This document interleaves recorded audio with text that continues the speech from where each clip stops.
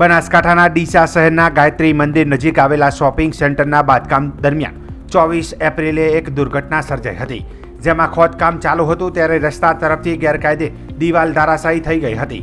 આ દુર્ઘટનામાં એક મહિલાનું મોત નીપજ્યું હતું, જ્યારે તેમની સાથે રહેલી 2 દીકરીઓનો આ બાદ બચાવ થયો હતો।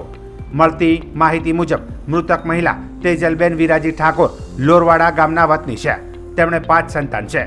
5 મે 2025ના રોજ તેમના ભાઈના લગ્ન હોવાથી તે પરિવાર સાથે ડીસા બજારમાં ખરીદી અર્થે આવ્યા હતા, જે દરમિયાન તેઓ રસ્તા પરથી પસાર થઈ રહ્યા હતા, જ્યાં બાજુમાં બાંધકામ સ્થળે જેસીબી મશીન દ્વારા ખોદકામ ચાલી રહ્યું હતું, જે અચાનક એક દિવાલ ધરાશાયી થઈ ગઈ હતી। પ્રત્યક્ષદર્શી ચૌહાણ ડુંગરસિંહે જણાવ્યું હતું કે હું પાછળ ચાલી રહ્યો હતો અને મારી આગળ એક મહિલા અને તેનો પરિવાર ચાલી રહ્યો હતો। આ દરમિયાન બાંધકામ સ્થળે જેસીબીની ટક્કરથી રસ્તાની બાજુમાં આવેલી એક ગેરકાયદે દિવાલ અચાનક ઘસી પડી હતી। દિવાલ તૂટી પડતા ત્યાંથી પસાર થઈ રહેલી મહિલા તેની નીચે દટાઈ ગઈ હતી। ઘટના બાદ બાંધકામ સ્થળ પરથી સુપરવાઇઝર, મજૂરો અને જેસીબી ડ્રાઈવર ફરાર થઈ ગયા હતા। સ્થાનિક લોકોએ પોલીસને જાણ કરી હતી અને પોલીસે તાત્કાલિક ઘટના સ્થળે પહોંચી તપાસ શરૂ કરી હતી। મૃતક મહિલાના મૃતદેહને ડીસાની સિવિલ હોસ્પિટલમાં પોસ્ટમોર્ટમ માટે ખસેડવામાં આવ્યો છે।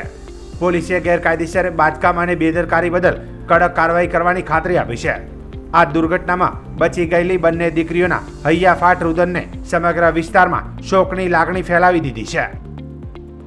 ચૌહાણ ડુંગરસિંહ દિલીપસિંહ સમરાપુર, બરોબર। અને એ હું પાછળ જ આવતો હતો, બરોબર। અને એના પાછળ આગળ 3 જણા હતા, બરોબર। એના મમ્મી પપ્પા હતા અને એક જે હતા ને એ મમ્મી હતા ને એ તડફે જેવી પડી આવી, એવા ઘસી ગયા 2 જણા અને એની મમ્મી મરી ગઈ। બીજું કશું જ જોયું નહીં, બસ। તમારું નામ શું? ડુંગરસિંહ દિલીપસિંહ સમરાપુર। અને તમે શું કરો છો? હું ખેતી કરું છું।